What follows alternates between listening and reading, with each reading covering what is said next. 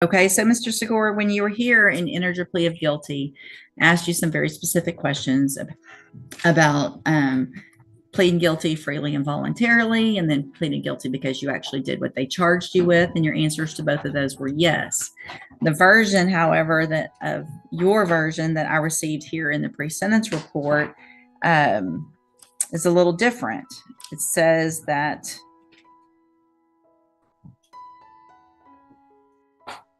you didn't have the drink until your vehicle was stopped. And so your version, if I'm to believe it, is that you stopped at the Taco Bell. Yes, ma'am. You drove to the Taco Bell. I drove to the Taco Bell. You stopped at the Taco Bell and you drank while your vehicle was stopped.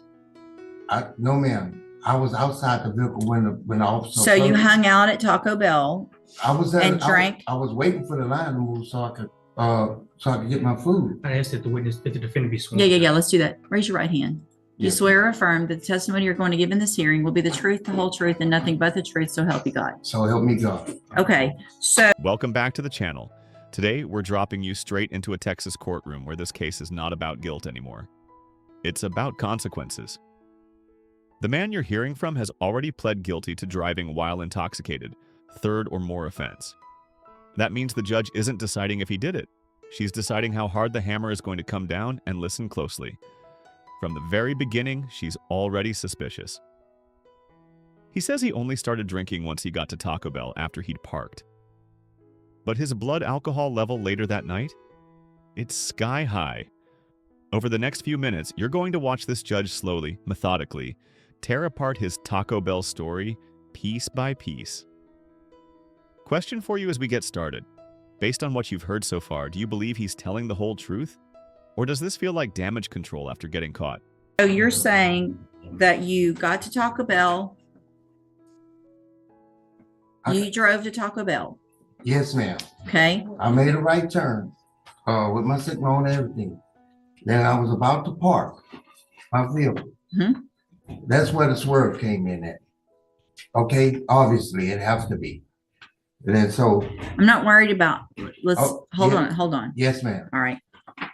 I want to know, when you got to Taco Bell, regardless of whatever happened, right? Did you go through the drive-through or did you park? No, ma'am. No, ma'am. I Listen to my question. Did you go through the drive-through or did you park? I parked my Okay. car. So when you parked your car at Taco Bell, you start having alcohol at that point? No, ma'am. I got out of my vehicle to see how far traffic was up in front of me. Okay. They had several cars in front of me. In front of you for what? You were parked. Yeah, I was parked like. Were you parked in a parking spot or were you parked in the drive-through? I was not exactly in the drive-through. I was at the end of the store. At the end of the store. Okay. But I guess you could consider that the drive-through line. Were you waiting for the drive-through? I was waiting for the drive-through. Okay, listen, here's the thing. You're not going to try to trick me up with semantics today. No, hold on, don't talk over me. Yes, ma'am. When I say, were you going through the drive-through or were you parked? What does that mean? That means, did you park your car because you're going to go in the store, or were you waiting in the line to go through the drive-through? I was actually waiting to go through the drive-through. Okay. I may look, I don't know, like I'm 12 years old and just fell off the turnip truck, but I'm not. No, ma'am. So you're in the line and you... This is a classic credibility moment. Watch how the judge locks in on what sounds like a tiny detail. Parked car versus drive-through line. Why does she care so much? Because in DUI and DWI cases, where and when you're drinking can completely change the legal picture. If he was parked out of the drive-through not going anywhere, he wants that to sound less dangerous. But if he was actually in the drive-through line, still in control of a running vehicle, that looks a lot more like drunk driving in progress. So when he waffles between parked at the end of the store and waiting for the drive-through, the judge hears red flags. She even calls out the wordplay as semantics. Ask yourself this: if you were really just grabbing food, sober, would the story be this confusing? Or does it sound like someone trying to reshape the facts after the arrest? You get out of your vehicle, right? Because there's a long line. Right. The cars aren't moving. Right. Right. So you get out and you decide, I'm going to start drinking here in the parking lot. No, ma'am. I didn't drink until I got back inside my car.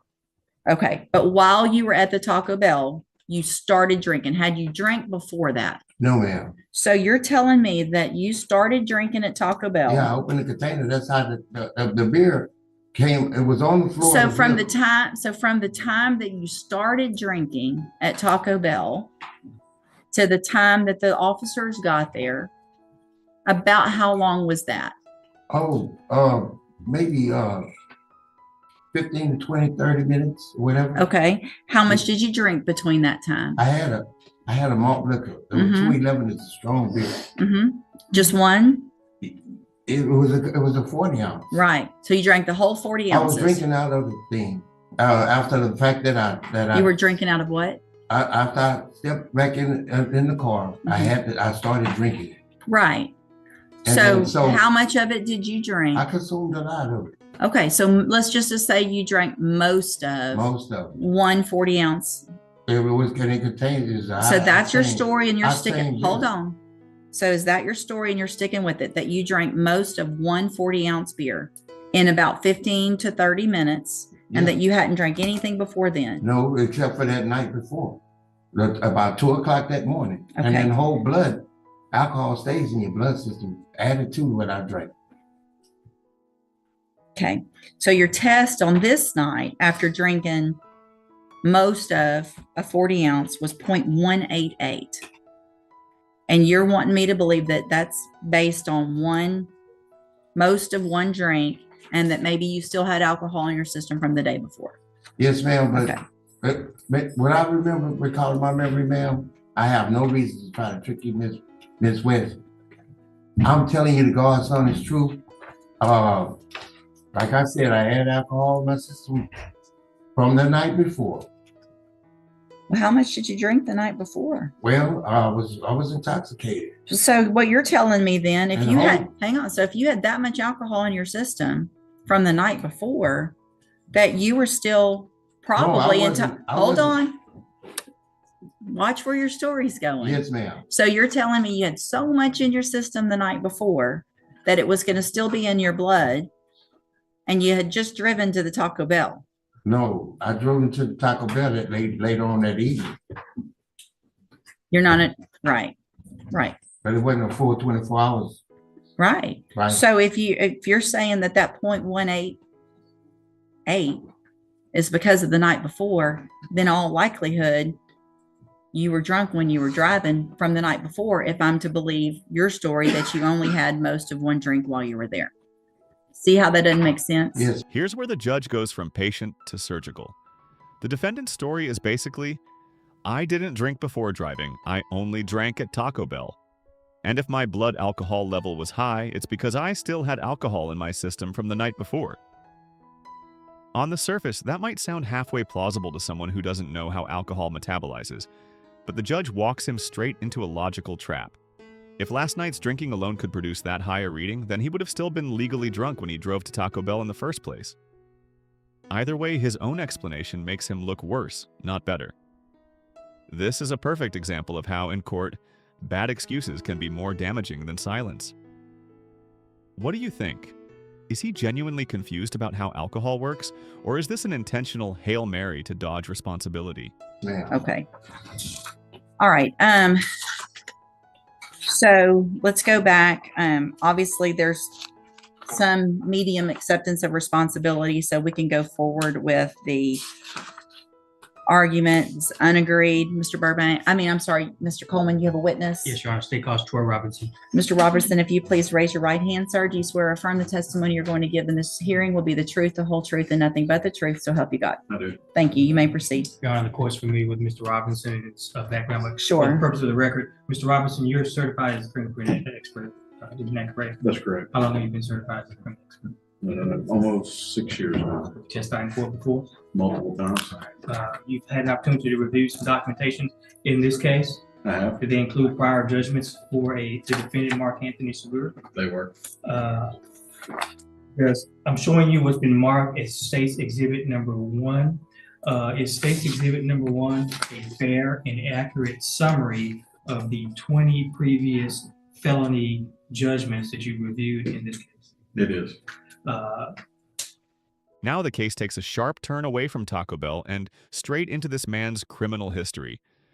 When you hear 20 previous felony judgments, that's not just background noise. That's the foundation for enhancing punishment.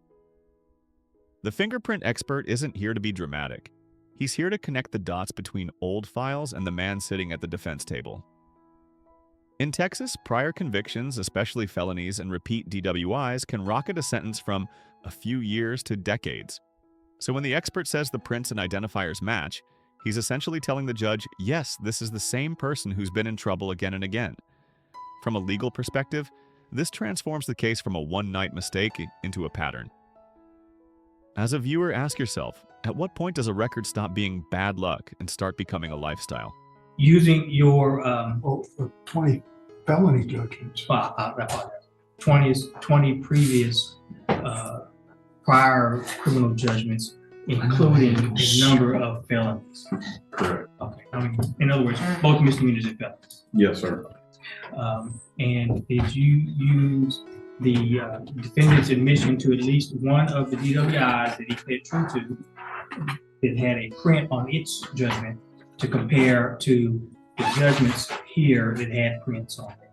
That is correct. And what was your determination? They're the same person. And in addition to the prints that you used to compare and confirm his identity on these judgments, were there also some personal identifying information such as date of birth, SID numbers, and that kind of thing that you used to link to this? Correct. As known as identifiers. Okay. Your Honor, at this time, I would offer State's Exhibit number 1, which is a summary of the judgments and the actual judgments themselves that are marked as State's Exhibits 2 through 20. For purposes of record tender to defense counsel. Let me just ask, are there any on that list that aren't already on the pre-sentence report? I mean, why are we It's doing been a while both? since I looked at the judge. I did think that there was at least a couple of those judgments. It's been a while since.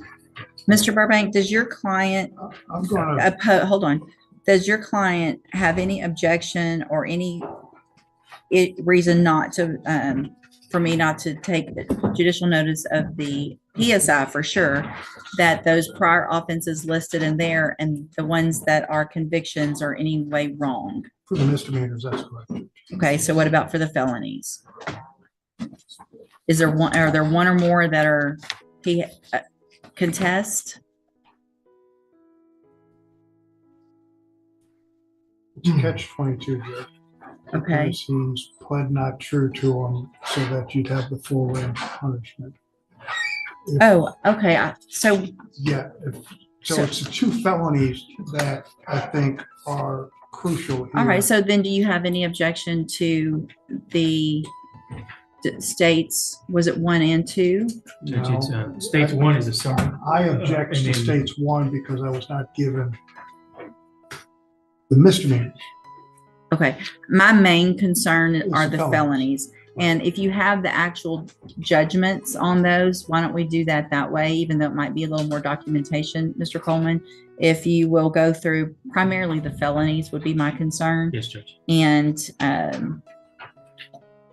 Here's where I'd like to do, Judge. I'd like to admit the summary and just the felonies as a backup, because what I want the court to refer to is the summary. I want to talk about the summary. well, I want to talk about, I mean, I've got the pre-sentence report. So I need to know if there's something in the summary that's not in this report. That's what I'm kind of used to looking at. I've already made my notes on it. I've got highlights. So if there's something that's not on that already, let me know. If there is, then obviously I will.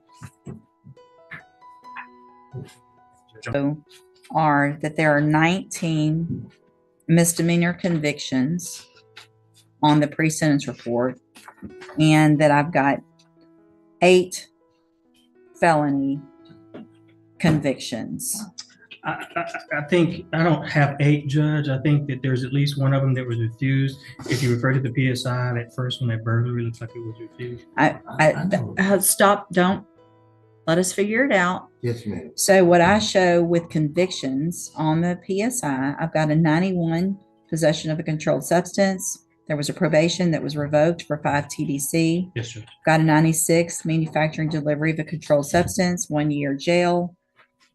I've got a 03 possession of a controlled substance, 18-month state jail. I have that. I've got an 03 from April, manufacturer delivery with 6 months state jail. I've got a January of 15 obstruction or retaliation, 2 TDC. Yes. I've got at the same date, a harassment of a public servant, 2 TDC. I've got a driving while intoxicated, 3rd or more, offense date of 11 of 15, 3 TDC.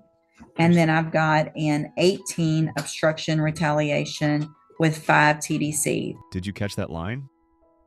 8 felony convictions. The exact number is crucial because it ties directly into the possible punishment range.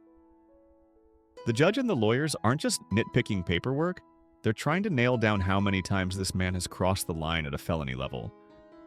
Some cases were reduced, some are misdemeanors, some are full-blown felonies, and each category carries a different legal weight. For repeat offenders in Texas, especially with DWIS, the law is designed to say you had chances and you blew them. That's why you hear phrases like enhancement and true not true to prior offenses. They're building a legal staircase that could land him in 25 to life territory. Here's a question for you. Should every prior count equally, or do you think decades-old felonies should carry less weight at sentencing? That totals 8 felony convictions. That's more than what I had in my summary, Judge. Okay. So are there then, I need at least whatever you have, because he has pled not true to the ones alleged in the indictment, which, let me pull that up. Yes, Judge. There's states 5. May I elaborate? He Yeah. needs to Give him a review his second. documentation. The So, document's right there, state. Hey, Mr. Burbank, sorry, you Judge. asked a question. Let him answer the question. I Calm down. would. He's on it, I'm sure. Mr. Robinson? yes, ma'am. So what I did is I took a known that he had pled true to. I used the fingerprint off of this known that was pled true to. And then I compared these documents to this document to the rest of these documents. Some of them have fingerprints, some of them do not have fingerprints. They, however, all have name, date of birth, identifiers of that nature, which is what I've compared to make the assessment that they're all true. Does states 5 have the fingerprint? How did you, I was going Do through states that five? because several of them don't have the fingerprint, but Okay. there are a few that do. go ahead. Let me also, let's kind of stop, because there might be, right now, I told you to kind of focus in on the 3 that are in the indictment.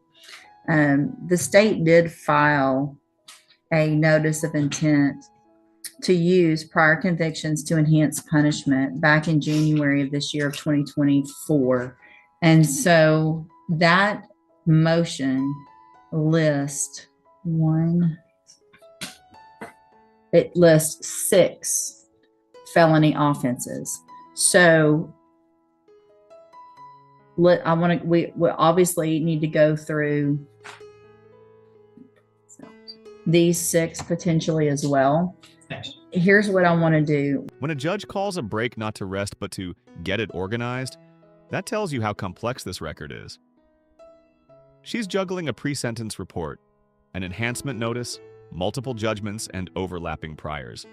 Some duplicates, some reduced, some fully usable to enhance punishment. This isn't chaos, this is her making sure the final sentence is bulletproof. If she gets the priors wrong, that's appeal territory. If she gets them right, this sentence stands for decades. Notice too how she gives assignments. The state needs to sort the 6 prior felonies in the enhancement motion. The defense needs to clearly say, this one is him, this one isn't, or this one is inadmissible. That's real-time due process. Even when someone has an awful record, the system still has to be precise. Do you feel like the judge is being harsh, fair, or maybe both at the same time? We're going to take I want to take a quick break. I'm going to take care of this other matter. Y'all go through, get it organized on the 6 that are in that motion. If any that are in that motion are not duplicative, I want to know which ones are duplicative of the ones in the indictment so that we're not talking about them twice. If there's 3 in the indictment and those are included in the motion, if some of them are, some of them aren't, be ready to tell me so I can know which ones we're going through, so that I know if there's 6 that are being proved up, if there's 8 or 9 that are being 8. I show 8 on the PSI, potential felony priors. So I want to know kind of where we are on all that. Y'all can just go sit down and take a break for a minute. Don't leave the courtroom, Mr. Segur. Yes, no, yes, ma'am. There, because it was reduced, there wouldn't be a I do not see an SID number, no, ma'am.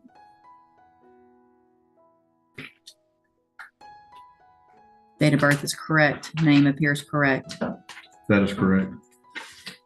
Investigator Robinson, is it fair to say that Mark Anthony Segur is a unique name? It's not like we're talking about a Mark Jones, if correct. I don't know any other Mark Anthony Segurs other than the one I've looked at. Put your on the hand paperwork.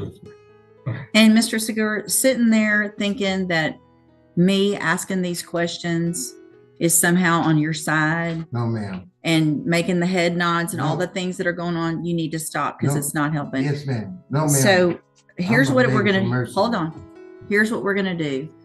Mr. Segur, I want you to remain here in the courtroom. Yes, ma'am. Mr. Coleman, I'm gonna recess this hearing until 1 o'clock. Yes, Judge. When we get back at 1 o'clock during lunch, I need it all ready to go, lined out, whatever.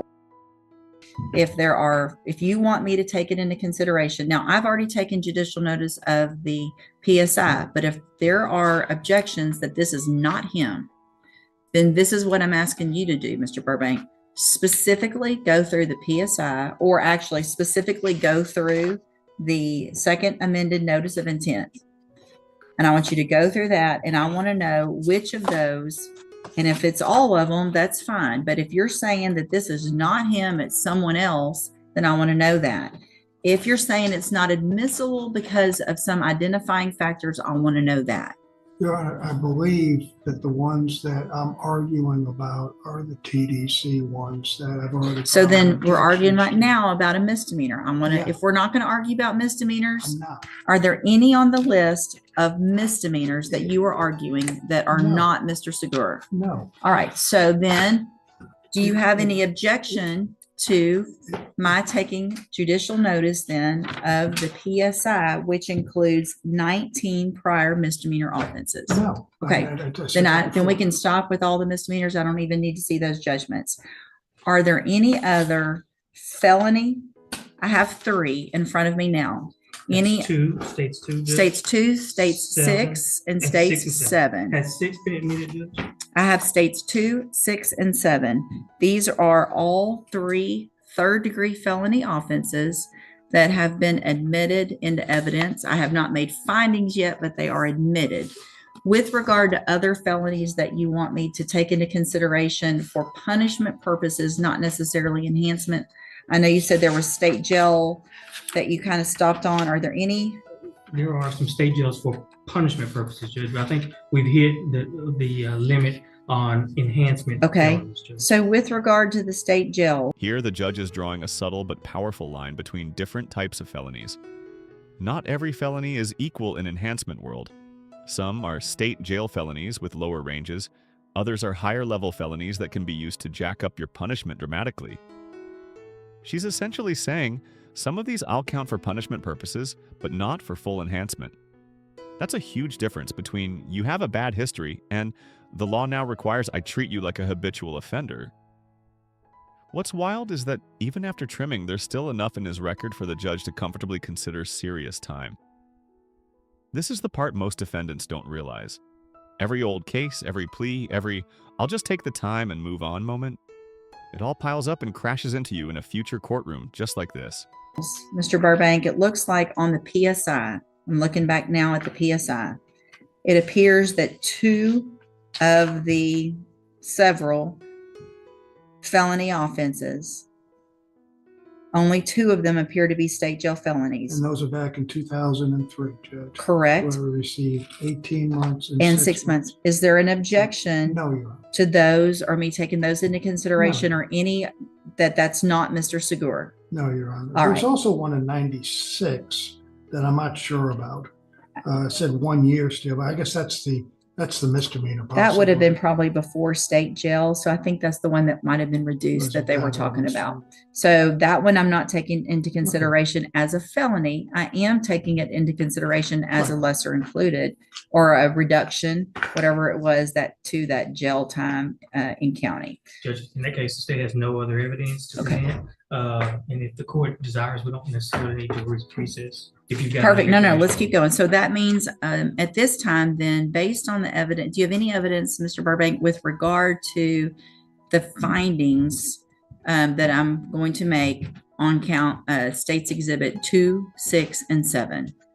Comments. There's one that I had no objection to. Was that 2, Judge? Right. So, I mean, I know you had, I don't remember now which one, but The ones I filed, the ones I had objection in reference that it was insufficient Okay. to identify. That's just my objections. perfect. Then at this time, I am going to, based on the evidence that has been included in the PSI, as well as States Exhibit 2, 6, and 7, I'm going to find that the prior criminal offense felony in cause number 15-23847, which is number 15 in the state's enhancement, is true. I am also going to find State's Exhibit number 6, which is cause number 15-22572, which is number 14 in the state's notice of enhancement, make a finding that that is true. In addition, State 7, which is cause number 18-30235, which is number 16 in state's notice of enhancement, I am also going to make the finding that that is true. So that are those 3 prior felony offenses. I have made findings of true. I am taking into consideration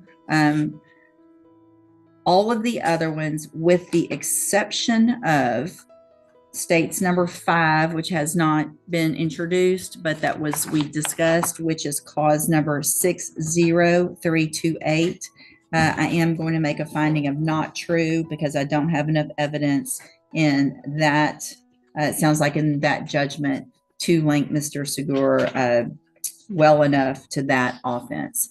Everything else I'm taking notice of for punishment purposes. And I know this is minor, Judge, but does that include the 2096? Let me show you in the PSI, in which he received 1 year before the state jail. I just said that a minute ago. So in 96, Okay, that's the one. I'm taking notice that that was reduced and is not a felony. So, and what that means is that it appears as though there are this would be maybe the 7th or 8th. All right. So yes, I took judicial notice that that one was reduced.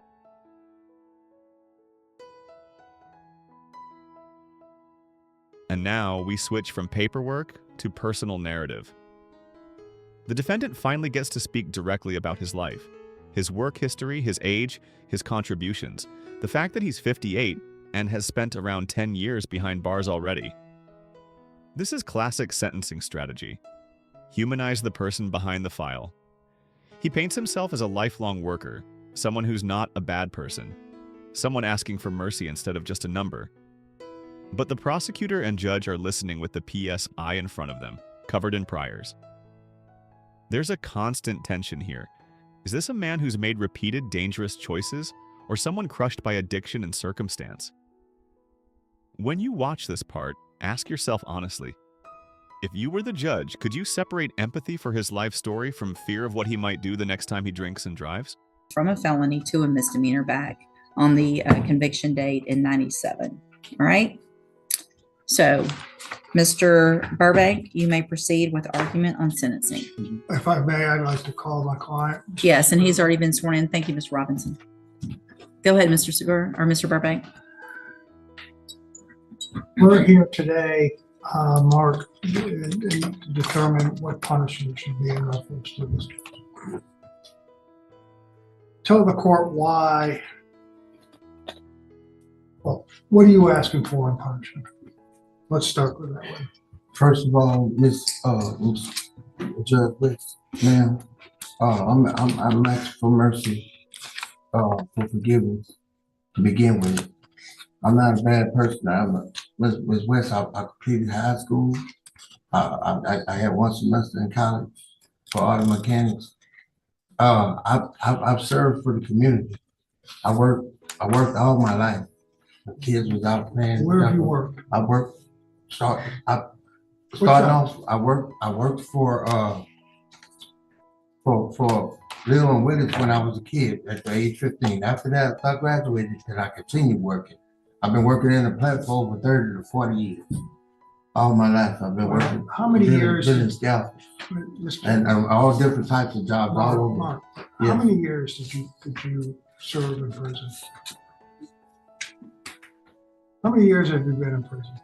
First of all, How many years have you been in prison? all together with everything, I done did over 10 years. Okay, and how old? I'm 58 years old. 58. This is one of the most revealing exchanges in the whole hearing. The defendant says, "I didn't do half of the things that they said," and his own lawyer has to shut that down. "You pled guilty, that ship has sailed." From a legal standpoint, once you've entered a plea and been convicted, sentencing is not the time to start arguing innocence or minimizing past crimes. Judges see that as a lack of accountability, and it can absolutely backfire. The defense is desperately trying to keep the focus on treatment, age, and disability. The judge is staring at 19 misdemeanors and a stack of felonies. This clash, "I'm not that bad," versus "your record says otherwise," is the emotional center of this hearing. Do you think his attempt to distance himself from his own record is understandable self-defense, or does it show he still hasn't truly owned what he's done? Years old, and for 10 years, you've been in prison and DWIs and other things. So what mercy are you asking for from this court when you have 19 misdemeanors and 6 or 7 felonies? Why should she consider something less? I mean, give her a reason why. Miss West, What's changed? I didn't do half of the things that they say I did. Mark, you pled guilty to them, okay? That's Yeah. over with, right? The day for you, in reference to court, the day for you to say, "I didn't do this," is over. You accepted a plea, okay? I mean, let's cut to the chase here, Yes. because she could find the allegations, well, she did, the true and under consideration, and it's 25 to life, Yes. okay?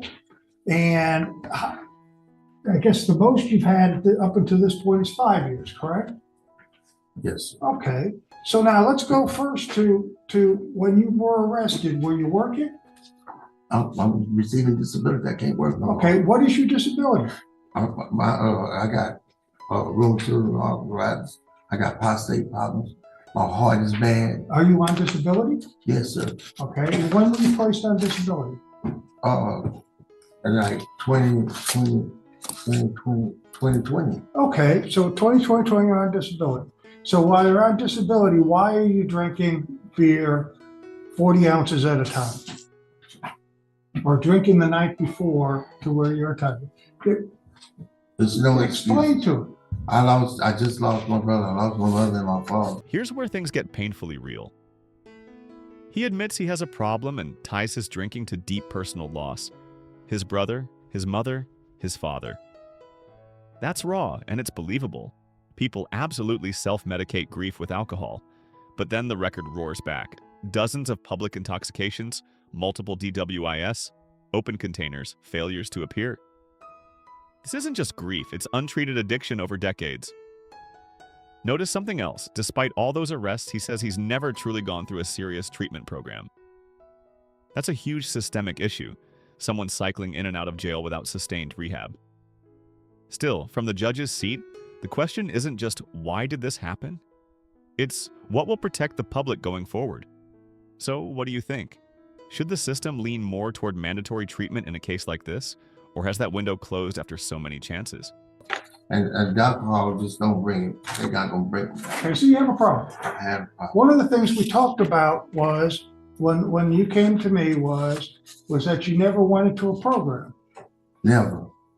You never went into a drug program? I never had a chance on probation and nothing.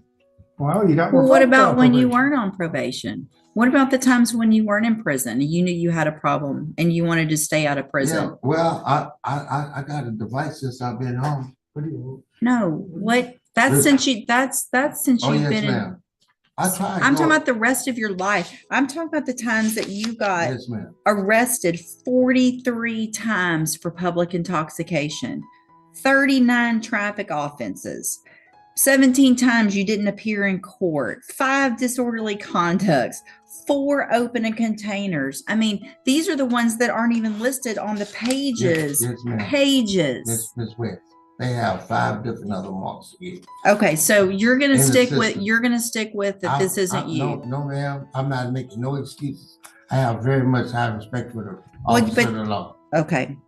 Do you Okay. really? You Yes, do? ma'am, I do. So that's the 19 misdemeanors, the assaults, the terroristic threats, the I- trespassings, the 1, 2, 3, 4. This is your 5th DWI, your 2nd felony DWI.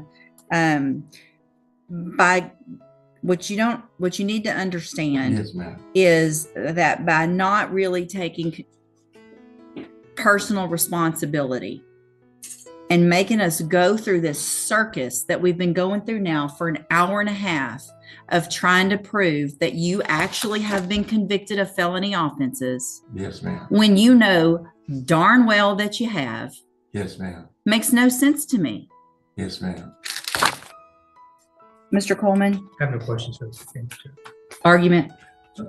Just briefly, Judge, you have everything you need, Judge. We're asking that you sentence this defendant to the minimum of 25 years. He put himself in this situation, Judge. If I Go may, ahead. Judge.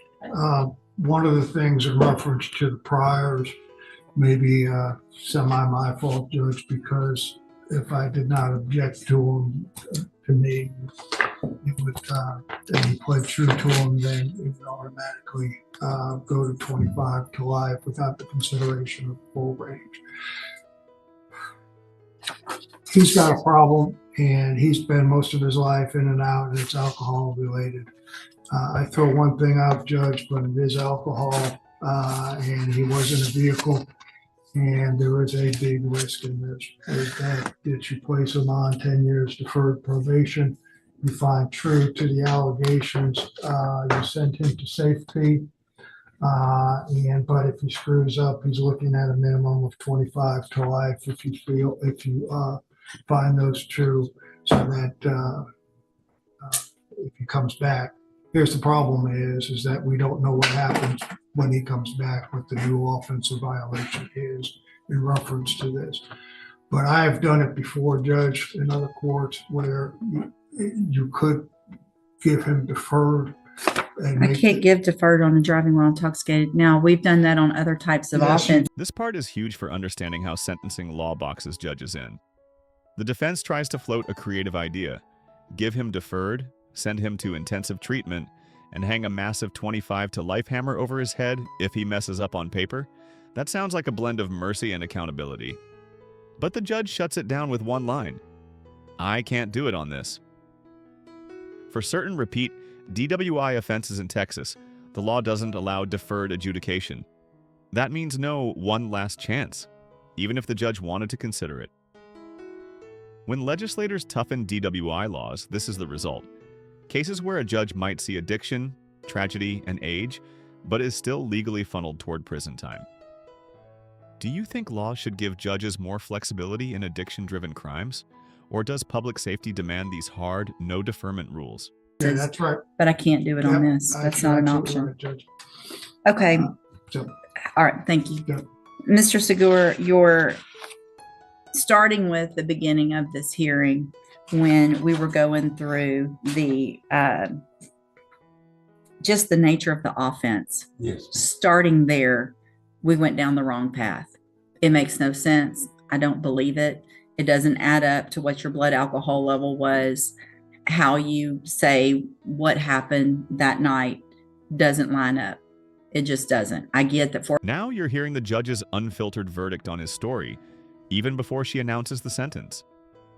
She basically says, from the very beginning, your Taco Bell version of events just didn't track with your blood alcohol level. The number is what it is. Close to 0.18, more than double the legal limit. And if you've been drinking as long as you claim, one last-minute 40-ounce beer in a parking lot isn't going to spike you that high. In her mind, his explanation isn't just weak, it's insulting to the court's intelligence. And that matters. Judges don't just punish the crime, they react to how you handle the truth in their courtroom. By the time she finishes this little speech, you can almost feel the 25-year sentence forming. As a viewer, would you have preferred him to say less, accept more, and maybe hope for a slightly lighter number? 40 ounces is a big beer. But if you've been an alcoholic for as long as you're talking about, that's not going to get your blood alcohol to what it was that night, which was almost a 0.2. It was a 0.188. And I have already found those 3 prior offenses true. Those are all felony offenses from different conviction dates. I'm going to find that you previously entered your plea of guilty freely and voluntarily, find sufficient evidence to find you guilty, and at this time find you guilty of driving while intoxicated, third or more. I'm going to sentence you to a term of 25 years in the institutional division of the Texas Department of Corrections. In my opinion, you're lucky that Mr. Coleman asked for 25, because I'm not sure that you really even deserve that with your criminal history and with how you have refused to accept real responsibility. You will receive credit on this sentence for any time that you've been in custody that the law gives you the right to receive on this case. I'm going to hand you the trial court certification. This was not an agreement. You do have some rights to appeal. You can talk to Mr. Burbank about that. I have also handed you a written admonishment regarding your ineligibility to possess a firearm or ammunition. Possession of a firearm or ammunition could lead to charges against you.